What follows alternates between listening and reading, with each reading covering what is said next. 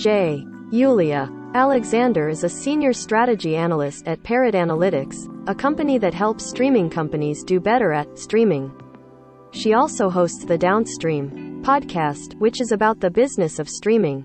Since we are a couple years into a huge shift to streaming entertainment in Hollywood, it's clear the streamers are here to stay, while the legacy media companies are in the middle of huge transformations.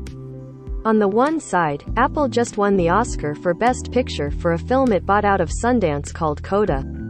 Amazon now owns MGM. Netflix is investing in games and hinting at advertising for the first time. On the other side is Disney, a company with a new CEO in Bob Chapek, who is reorganizing the company around streaming, in the process, irritating big stars like Scarlett Johansson and its own major studios like Pixar by sending movies directly to Disney Plus instead of the theaters.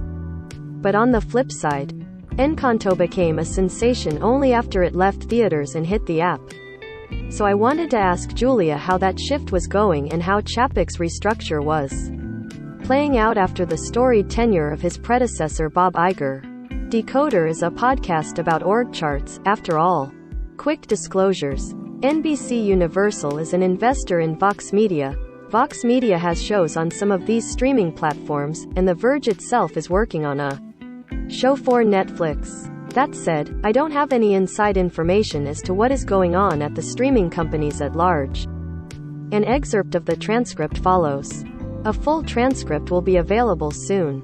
This transcript has been lightly edited for clarity. So it seems like Bob Chapek is losing control of the kingdom, versus Bob Iger had control over it. But what I think gets lost in that is that Bob Chapek is just over 2 years into his tenure as CEO, and his first job was pulling the company out of the pandemic and focusing on how to just survive it. Now he's being tasked with carrying the company very publicly in a way that generates support from the shareholders, from the consumers, and from his employees. That's easier said than done, especially for someone who's so new to the role. I feel like this pattern of the visionary CEO who leaves and then hands it over to the best operator of his crew instead of another visionary is fairly common. I would actually make the direct comparison to Apple. Steve Jobs is the visionary. He hands over the company to Tim Cook, who's an operator. Tim Cook is massively successful as a CEO if you measure the business performance of Apple, obviously, but no one's running around saying Tim Cook is a product visionary. I think he's been good at carrying the cultural legacy and the moral position of Apple as well. I don't think there's any question there. But no one thinks that Tim Cook invented the AirPods. It's just not the role we ascribe to him.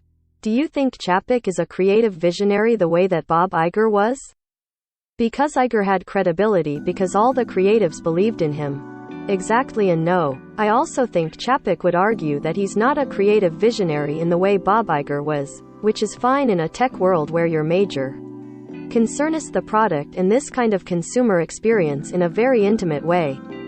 If we think of how devices in our lives exist, which I know you do, you think about quite often, Chapek is this guy who is tasked with moving Disney as a creative company into a tech-oriented role while remaining very, very in line with creatives.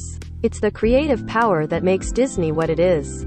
If we look at Scarlett Johansson and her lawsuit when she sued Disney for how she felt she was treated with Black Widow moving to Disney Plus during the pandemic, that is, at its core, the first moment people realized this Bob Chapek is not like Iger.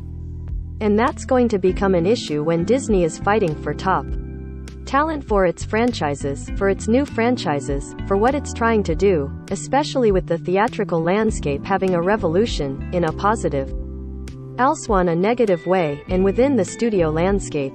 The idea of where do movies exist and how do we compensate talent? How do we think about the power of a movie in a theater versus what it looks like if we send it directly to Disney Plus? That is something that's happening with Pixar.